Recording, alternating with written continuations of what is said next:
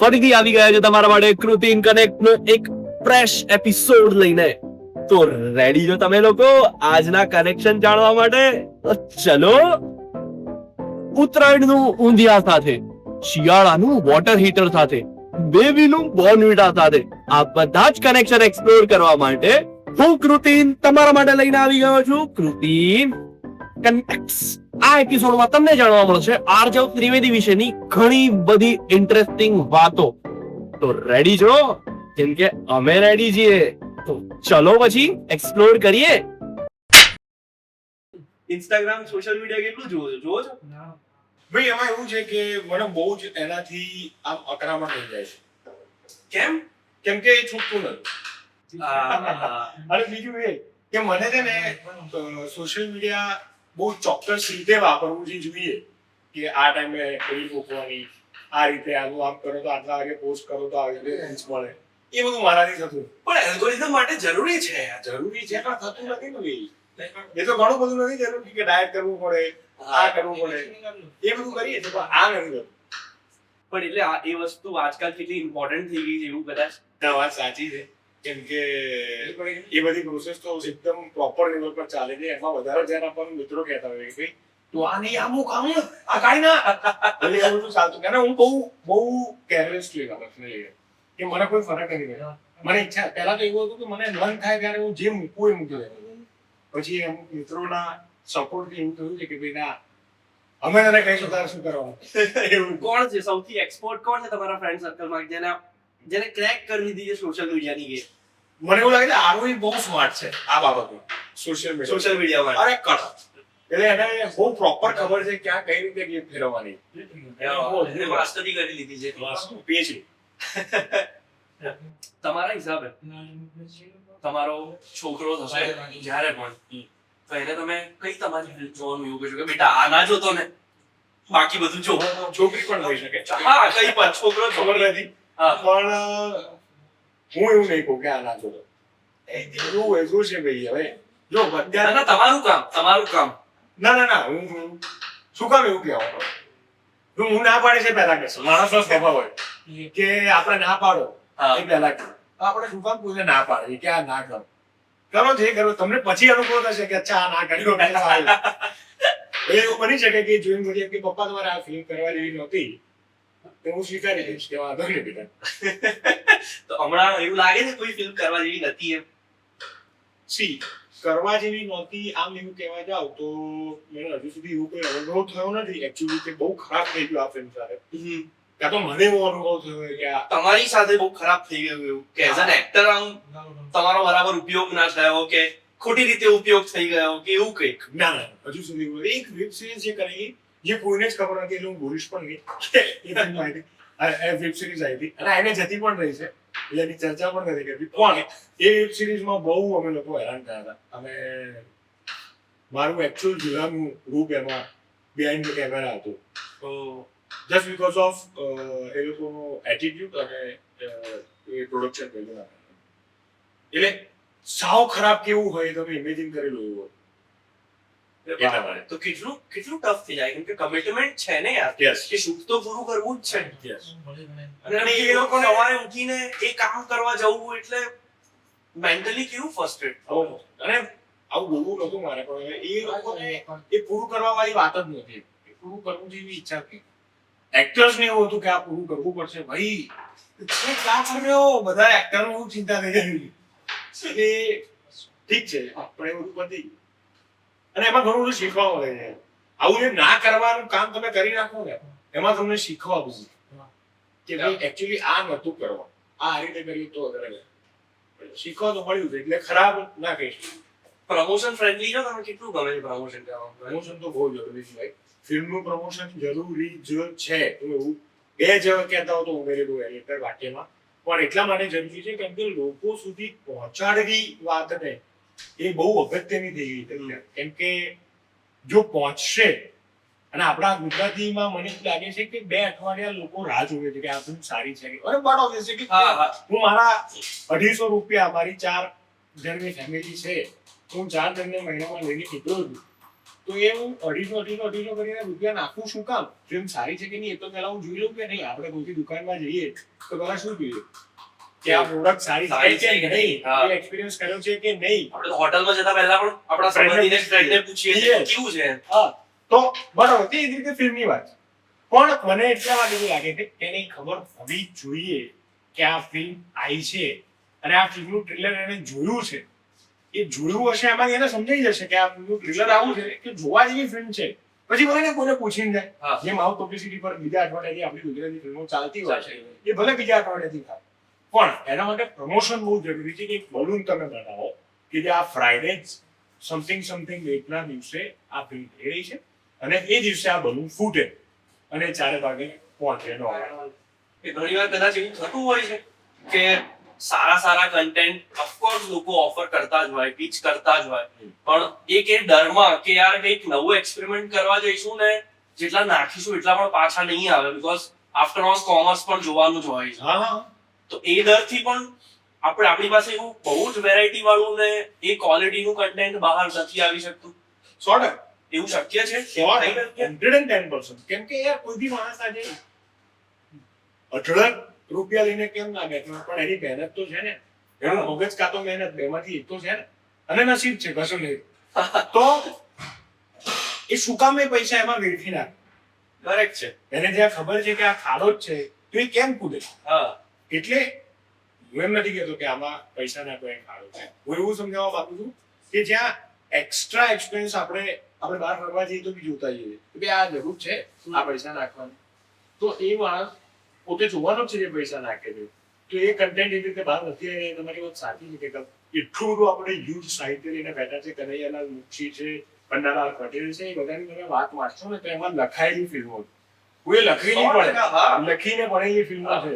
એ બધી ખાલી લઈને બેઠા ને પણ એમાં ખર્ચો વધારે. એ બધી લઈને બેઠા ને તો બોલિવૂડ શું કદાચ મને એવું લાગે છે કે હોલિવૂડ વાળા આપણી ફિલ્મો લેવા માટે આવશે. એવા કન્ટેન્ટ પડ્યા છે. કનૈયાલાલ મુનશીએ 100 વર્ષ પહેલા એવું લખી નાખ્યું છે, લેસ્બિયન ની વાત કરી નાખી છે. क्या बात है. કઈ વાર્તામાં થોડુંક આપો ને યાર, brief આપો ને. શું છે એનું શોર્ટમાં કંઈક સમજાવો. જે તે ઠીક કરીને એક નાટક છે કે નાટકની અંદર આપણે લખી નાખ્યું છે, આ સંબંધ વિશે વાત કરી નાખી છે. તો પછી આપણે તો કેટલા પાછળ છે. એમણે કાકાની શશી નામની વાર્તામાં કાકા અને ભત્રીજીના રિલેશન પ્રેમની વાત કરી. એ બહુ આગળ છે એ લોકો, આપણે પાછળ છીએ એવું કહે છે. પણ એટલે આ બધા જે કન્સેપ્ટ હું કહી રહ્યો છું એના વિશે કદાચ કોઈ અગેન્સ્ટમાં હોઈ શકે, પણ હું એવું કહેવા માંગુ છું કે કલાને કોઈ સીમા નથી છે, સબ્જેક્ટિવ છે. એટલે એ લોકો ત્યારે એ વસ્તુ વિચારીને બેઠા હતા ને ત્યારે એમણે લખી નાખ્યું છે કે આ શક્ય છે ને આ રીતે થઈ શકે, જે અત્યારે અમે રિયલ લાઈફમાં બધા અનુભવ કરી રહ્યા છે. હા, એટલે એ બધું બને તો કેવું બને યાર, જબરજસ્ત. અદ્ભુત વાર્તાઓ છે આપણી પાસે. ધ્રુવ સ્વામીની દેવી કરીને એમણે એક નાટક લખેલું છે જેમાં ચંદ્રગુપ્ત અને રામગુપ્તની વાર્તા છે. એમાં પોતાની ભાભી સાથેના પ્રેમની વાત છે, ઓહ, પણ બહુ અદ્ભુત છે. ક્યાં વાત. અદ્ભુત વાર્તા છે. એટલે આ બધું ક્યારે બનશે એની રામા છે. એના માટે મને લાગે છે કે બે હાથ છે, એક પ્રેક્ષકોનો અને એક લેખક. એ ભેગા મળે ત્યારે તારી અવાજ બહુ મોટો આવશે. 100%. મારે એવું પૂછવું છે કે આપણે જેવો પ્રેમ સાહિત્યમાં વાંચીએ છીએ, કે જે આપણી બુક્સમાં લખાયેલું છે, શોર્ટ સ્ટોરીઝમાં લખાયેલું છે, અને એની સામે આપણે જે આપણી ફિલ્મ્સમાં જોઈએ, કેમ આટલું બધું લાઉડ થઈ જાય દર વખતે? હું એવું નથી કહેતો કે પ્રેમ લાઉડ નથી હોઈ શકતો, હોઈ શકે છે, પણ દર વખતે કેમ આટલું બધું લાઉડ થઈ જાય? સિનેમા એક એવું માધ્યમ છે જે લાર્જર ધેન લાઈફ હોય ને તો લોકોને જોવું ગમે, જે અટ્રેક્ટ. એટલે જ બધાને એમ થાય ને કે ભાઈ આપણે ફિલ્મોમાં કામ કરવું જોઈએ, આપણે એક્ટર બની જવું. કેમ કે એ વસ્તુ જેવી છે કે તમને એ બાજુ ખેંચે, અને ખેંચે છે કેમ કે જે છે એનાથી વધારે. એટલે કદાચ પ્રેમનો અનુભવ એવો હોઈ શકે કે તમે જે કીધું એ પ્રકારે કે આ સહેજ લાઉડ કેમ થઈ જાય, એ એટલે થતું હશે. પોસિબલ. યસ. કાં તો કોઈ લખનારની વાર્તા લવ સ્ટોરી કદાચ લાઉડ હશે.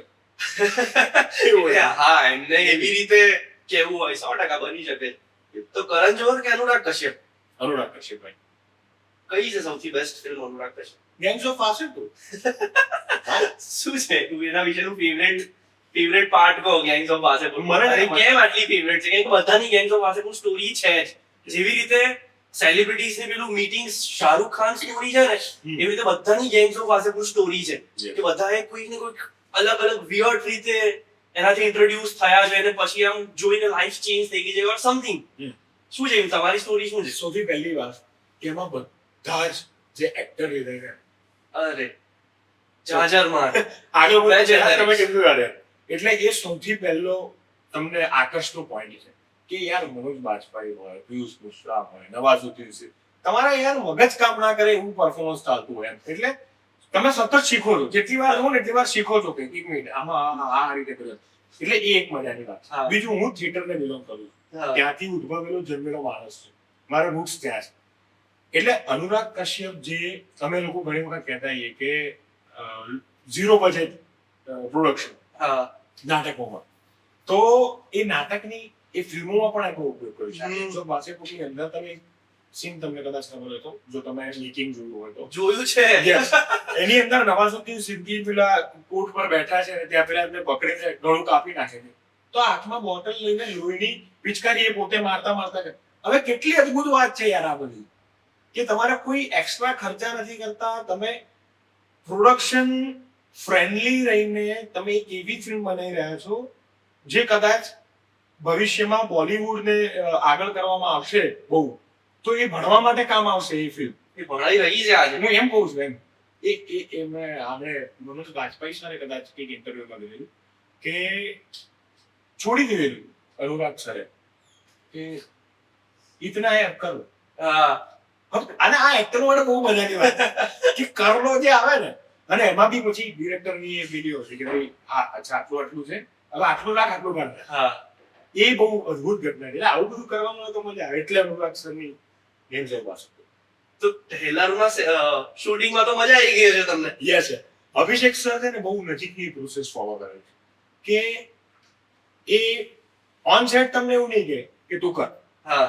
પણ એના માટે આગળ 15 થી 30 દિવસની એક વર્કશોપ કરશે, અચ્છા. અને જેની અંદર એ તમને નાટકની જેમ જ ઊભા થઈને બ્લોકિંગ કરાવે. તારામાંથી તાકાત આ સીન છે પણ તારામાં તાકાત હોય કરી ન થાય, એ તમે કરો. હવે એમને એમાં લાગ્યું કે ના આ અને એના કેરેક્ટરને લઈને મારી વાર્તાને ડેમેજ નથી થતું એવું લઈને સારું કર્યું, પરફેક્ટ કર્યું, તો એ રાખશે. જો એક્સ્ટ્રા કર્યું તો એ કાઢી નાખે. એ કહી દેશે કે આ નહીં. અને પછી ઓન સેટ એવી દાદાગીરી કે ભાઈ જે કર્યું છે આપણે બ્લોક કરાવી દેશે. તમને ત્યાં આગળના લોકેશન્સ બતાવશે, એ જગ્યાઓ બતાવશે, અને પછી તમને એ રીતે બ્લોકિંગ કરાવશે, કમ્પોઝિશન કરાવશે. અને એના પછી તમે સેટ પર પહોંચો છો, પછી તમારે એક્સ્ટ્રા કશું નહીં. અચ્છા, એ એટલું કોન્ક્રીટ થઈ ગયું પછી Yes. એને નહીં હા, પછી કદાચ એવું છે કે એંગલ સેટ કરવાનો છે કે તો પછી તમારી મુવમેન્ટ ચેન્જ થઈ શકે.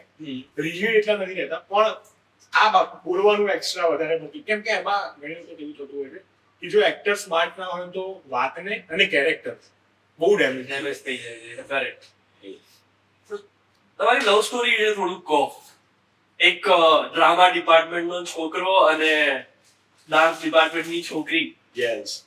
તો મેં જ્યાંથી સ્ટડી કમ્પ્લીટ કર્યું, અમે બંને એ ઉપાસના સ્કૂલ ઓફ પરફોર્મિંગ આર્ટ્સ, જે ગુજરાત યુનિવર્સિટીનું એક ડિપાર્ટમેન્ટ, ત્યાં થિયેટર, પછી ડાન્સ એટલે ભરતનાટ્યમ, કથક અને સંગીત એને ક્લાસિકલ. હવે તો સાઉન્ડ પણ શીખવાડવામાં આવે છે. તો ત્યાં અમે લોકો ભણતા હતા. મેં માસ્ટર ડિગ્રી ત્યાંથી કરી, અને મેં બેચલર કર્યું ઝેવિયર્સમાંથી ફિઝિક્સ સાથે વિથ બીએસસી, એટલે બીએસસી વિથ ફિઝિક્સ.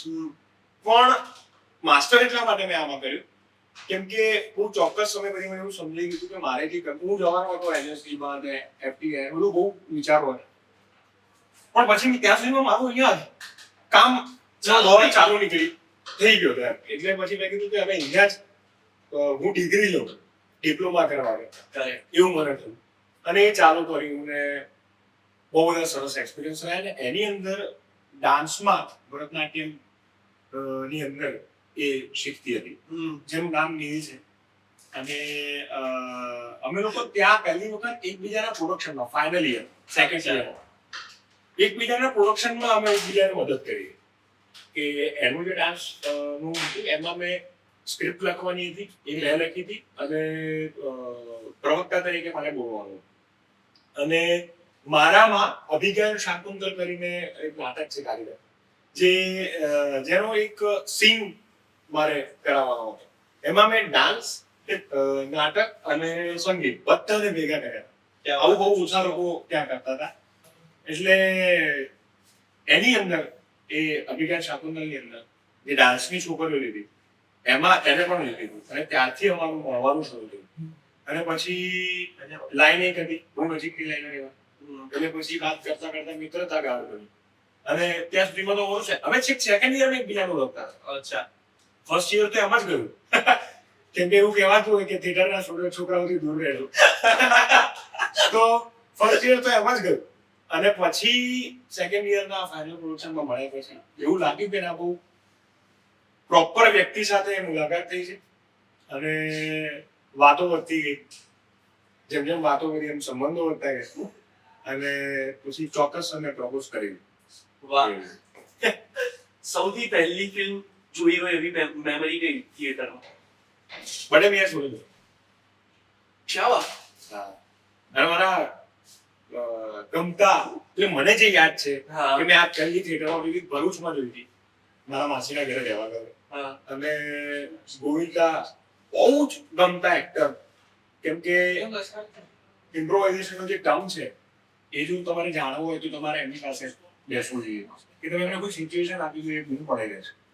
બૂમ પડાઈ દે છે એટલે સાહેબ તમને હસવાનું છે તો હસાવશે, રડવાનું છે તો રડાવશે. એવી જ આદમી વાળા એક્ટર એટલે ગોવિંદા. કેટલું દિલ પર વાગ્યું હતું જ્યારે ડેવિડ ધવને એવું કીધું કે મારો છોકરો હીરો નંબર વચ્ચે હવે. એ તો સાંભળવાનું જ ના હોય ને. એવું તો સાંભળવાનું.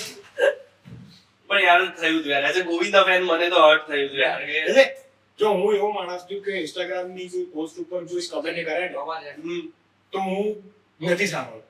અચ્છા. નથી જોતો અને મારે જે સાંભળવું હોય જે જોવું હોય એટલું જ હું મારે શું અંતર કરવાનું મેં નક્કી કર્યું છે એટલું જ લાગે. એટલે ટ્રોલિંગ માટે ને એની માટે એક ફિલ્ટર બનાવી લીધું છે એમ ને? તમારા કોઈ મતલબ નથી. અને જો એવું છે કે ભાઈ બધા મેં આગળ તમને છોકરાનો પ્રશ્ન પૂછ્યો ત્યારે કહ્યું કે ભાઈ એ તો યાર કોને તમે ના પાડો આટલું અને તમે કામ એવા કર્યા છે કે પબ્લિક ફેસ થઈ ગયા. એટલે તો પછી લોકો તમારા વિશે કોઈ જજમેન્ટ લેશે કઈ કહેશે તો એમનો પોતાનો પોઈન્ટ ઓફ વ્યૂ યાર એ સ્વીકારી લેવાનો કઈ વાત નહીં.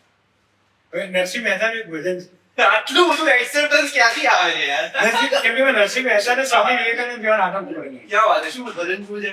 કે જેવા એવા રે અમે એવા રે તમે કહો છો અમે એવા. આ લાઈન છે ને પેલા ભજનની.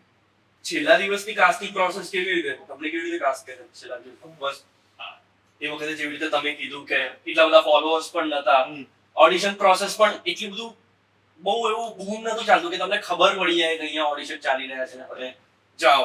યસ. હા એટલે હું ઓડિશનમાં ત્યારે બિલીવ પણ કરતો.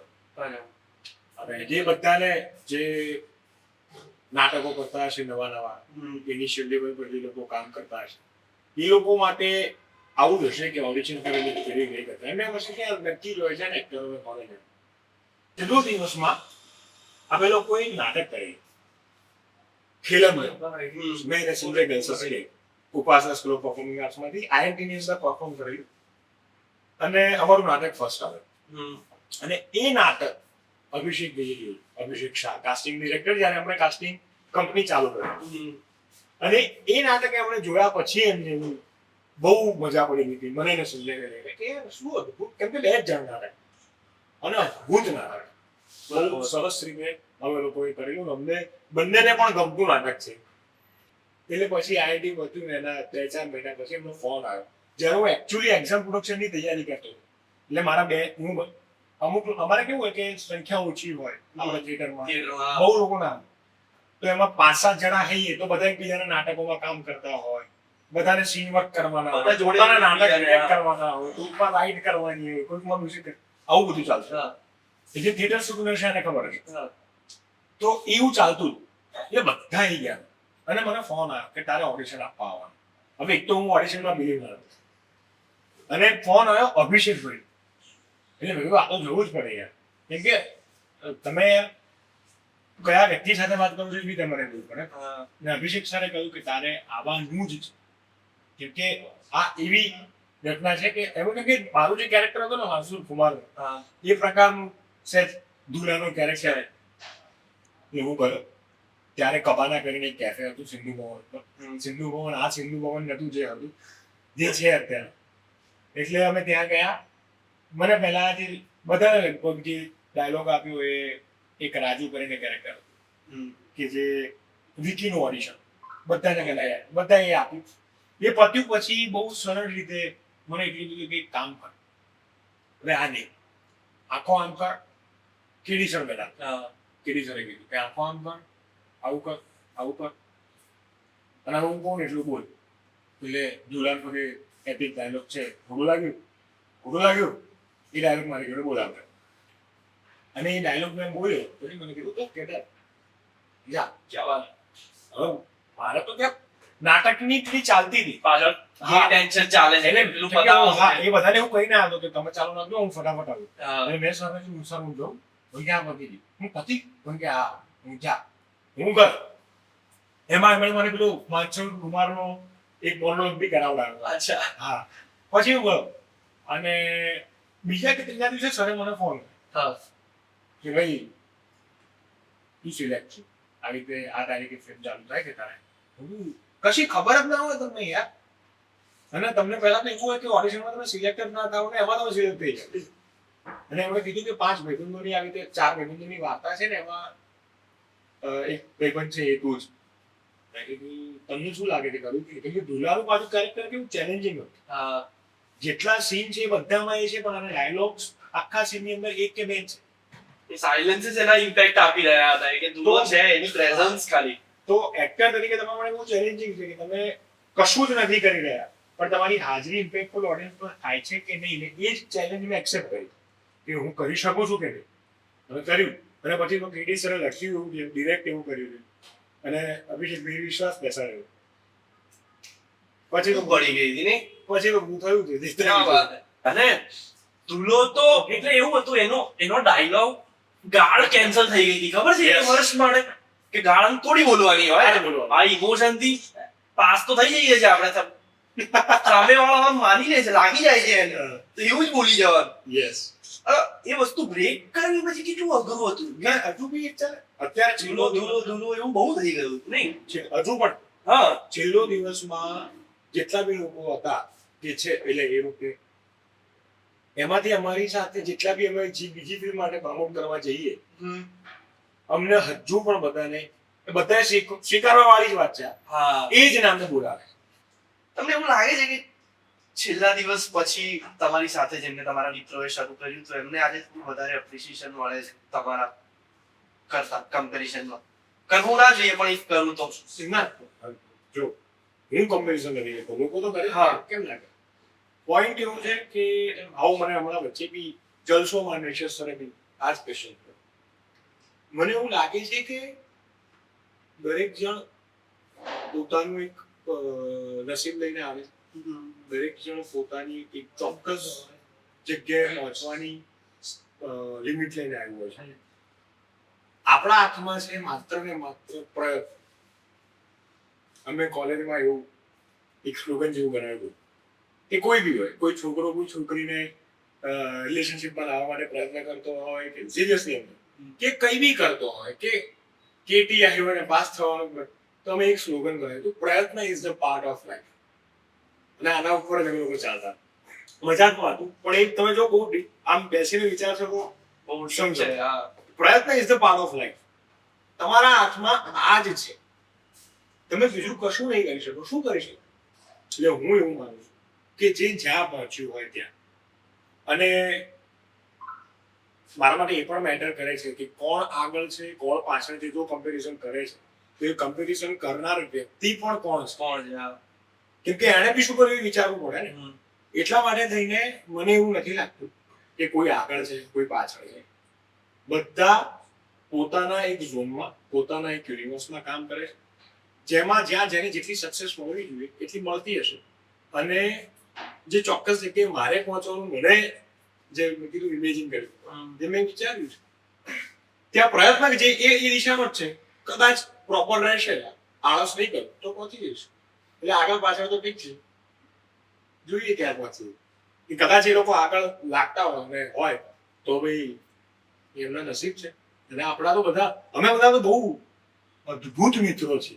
એટલે એક ફોન પર બધા ભેગા થઈ જઈએ એવા આ કામ હોય તો ના થઈ શકે, પણ એક ફોન પર બધા એકબીજા સાથે ભેગા થઈ જાય એવા ગમે ત્યારે રેન્ડમ હોય 2-3-4 વાગે ગમે ત્યારે ફોન કરીને વાત કરી શકીએ. એટલું જ બોન્ડિંગ જે તમને છેલ્લો દિવસમાં દેખાય છે એટલું જ બોન્ડિંગ અમારું ઓરિજિનલ છે. એટલે બાકી દુનિયાને લાગતું હશે જેલેસી છે. હા, બાકી નથી કોઈને કોઈ ચેલેન્જ નહીં. ક્યાં વાત છે. કરેક્ટ. ખાવાના કેટલા શોખીન છે? પુષ્કળ એવું? અદ્ભુત. તો જાતે બનાવો છો પછી બહાર જઈને? ના ના, જે જાતે ઘણી વાર બનાવું છું. અને એટલે મમ્મી કેટલું સારું ખાવાનું બનાવવાનું? મને તો ભાવે છે. ના એ બહુ મસ્ત હતું. અમે બોમ્બેમાં હું શૂટિંગ કરતો હતો જ્યારે હા. સિરિયલ, ત્યારે હું એક રાજમા રાઈસ બનાવતો. તો રાજમા રાઈસ અને એક રશિયન સેન્ડવિચ. ચલો, food recommendation by Aarju Trivedi. શું છે રશિયન સેન્ડવિચ? શું છે? રશિયન સેન્ડવિચ મેં નામ આપ્યું હતું, મેં જાતે બનાવી. હા નામ મેં આપી દીધું. હા. તો એમાં હું એવું કરતો હતો કે એક તો જવાનું હોય મારે, હું રહેતો તો વરલી અને મારે જવાનું હોય મીરા. અરે બાપ રે. હા, એટલે કેમ કે મીરા વરલીમાં મારું ઘર છે, મારા માસીનું ઘર. અચ્છા. એટલે હું ત્યાં જ રહેતો. ત્યાંના માસી લોકો રહેતા અમદાવાદ, એટલે ઘર આખું મારા માટે ખાલી હતું. તો શું કરવું કે જે ઇઝીલી તમારા માટે અવેલેબલ થઈ જાય. અને ફીલિંગ પણ હોય. હા, તો ક્યારેક મને ટેસ્ટી ખાવાની ઈચ્છા થાય તો હું રશિયન સેન્ડવિચ બનાવતો. હવે ત્યાં પછી બધા ફ્લોર પર હા. ડિમાન્ડ કરતા હતા કે ભાઈ અમારા માટે 2 સ્લાઇસ લઈને આવજો. એવું એટલે બધાની મારે અલગ બનાવીને જવાય. આપણે તમને ખબર છે બનારસમાં ડબલ ટોસ્ટ કરીને એક આઈ નો. યસ મંદિરની સામે પેલું શિવનું. Yes I no. પેન્ટ હા. એના ઉપર કરે હા. એ પ્રકારે હું એટલું બધું એ જ રીતે નહીં હા. પણ ડબલ ટોસ્ટ કરું. ફર્સ્ટ ટોસ્ટ થાય ને એમાં વચ્ચેથી આપણી બ્રેડ થી ભાઈ એ જે બ્રેડ હોય એટલી વચ્ચેથી સ્વાદ crunchy નથી. હા. સ્વાદ નથી થતી. હા. પણ પ્રયત્ન કરું જેટલું થાય એટલું અને એમાં ફીલ કરું બેટર. ઓકે. પછી ડબલ ટોસ્ટ કરું. એટલે તમે જે પેન કે જેના ઉપર મૂક્યો ને આખું બટર બધું થઈ જાય. પછી એને એવું કરવાનું કે એની હું અલગથી દહીં લઉં, હા. જેમાં બીટરૂટ અને આપણે કાકડી એ લોકો એને લઈને ક્રશ કરી નાખવાનું.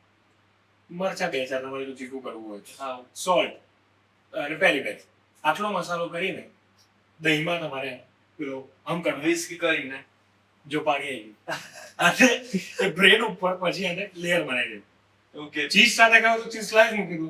બને રહ્યું ચીઝ અમે નખાય હા. એને બંધ કરી બધી અદભુત રીતે ઉપરથી સહેજ મીઠું વધારે નાખવાનું અને ખાવાનું ખાય બૂમ પડી જાય. ક્યાં વાત હે. ઇન્ડિયન રેસ્ટોરન્ટ સેન્ડવિચ એવું કહેવાય. વાહ યાર વાહ. હવે આપણે બસ પતાઈ રહ્યા છે, આપણું પતી ગયું છે. એક છેલ્લું સેગમેન્ટ બાકી છે, એનું નામ છે આપણી ઓળખાણ છે. હવે યુઝ્યુઅલી તમારે એવું કહેવાનું છે સૌથી પહેલા કે તમારો એક્સપિરિયન્સ કેવો રહ્યો મારી સાથે વાત કરીને. તમારે મને 2 વાર કહેવું પડ્યું કે કોફી પીવું. એમાં તમને જવાબ મળી ગયો છે કે વાત જ્યારે આપણે કોઈ બી ઇન્ટરવ્યુમાં બેઠા હોઈએ કે ક્વેશ્ચન આન્સર હોમમાં આવી તો વાત એવી રીતની નીકળે કે એ રીતે નીકળે ને એવી રીતની નીકળે કે તમે ત્રીજી કોઈ વસ્તુ કરવાની ભૂલી એ આપણી સાથે થયું કે આપણે કોફી પીવાની રહી જતી હતી એ બધું ધ્યાન નતું રહ્યું.